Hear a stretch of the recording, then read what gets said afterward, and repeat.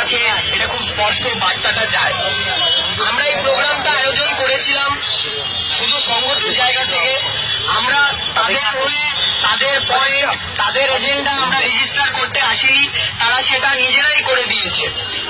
তাদের মুখে আমরা শুনলাম যে গোর্খাল্যান্ডের যে আন্দোলন সেটা স্বাধীনতার আগে থেকে চলছে। ইনফ্যাক্ট আরি বাহাদুর রায় কনস্টিটিউয়েন্ট অ্যাসেম্বলিতে এই কথাটা তুলেছিলেন। 1986 পর সুভাষ ঘিসিং এর হাত ধরে এই আন্দোলন আবার পুনর্জন্ম নেয়। আমার এই প্রশ্ন এবং আপনার এই প্রশ্ন আমার দিকে, প্রথমত আমি দ্বিতীয়টাই তুলছি যে আমরা বাঙালি হয়ে আমরা কি করে গোর্খাল্যান্ডের দাবি সমর্থন করছি, আমরা কি করে জয় গোর্খা বলছি।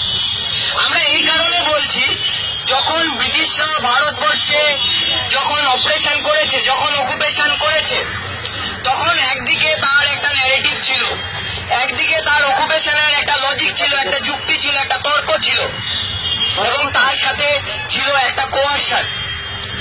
আজকে আমরা দেখছি গোর্খাল্যান্ডের সাথেও একই জিনিস করছে বাঙালি রুলিং ক্লাস, এবং তাই আমরা এই ঐতিহাসিক ভুল করতে চাই না। আমরা মানুষের পাশে দাঁড়াতে চাই।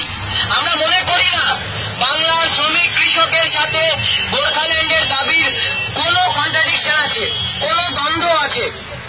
যে রিক্সাওয়ালা রাস্তায় সারাদিন খেটে খুঁটে 200 টাকা রোজগার করে, সেই একই রকম তো চা বাগানে একজন আদিবাসী দিদি সারাদিন খেটে খুঁটে 200 টাকা রোজগার করে। আর আমাদের মতো বাঙালি উচ্চ বর্ণ, উচ্চ শিক্ষিত, উচ্চ শ্রেণীর লোকেরা বাড়িতে বসে দার্জিলিং এর চা খাই আর বলি কি স্বাদ।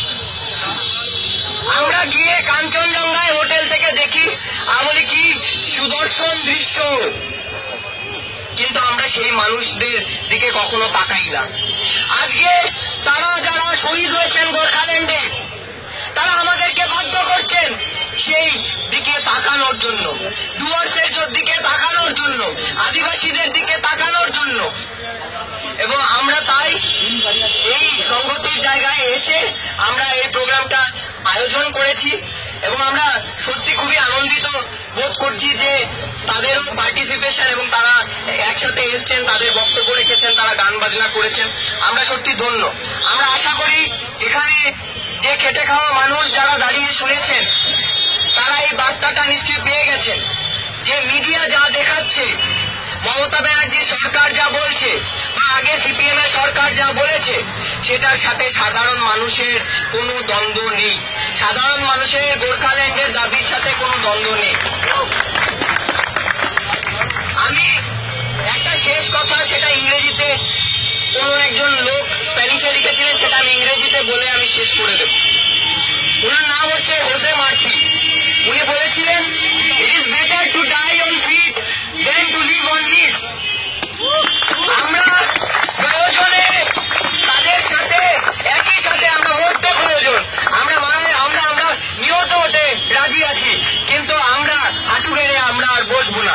নয়া গণতান্ত্রিক বিপ্লব জিন্দাবাদ, গোর্খাল্যান্ড জিন্দাবাদ।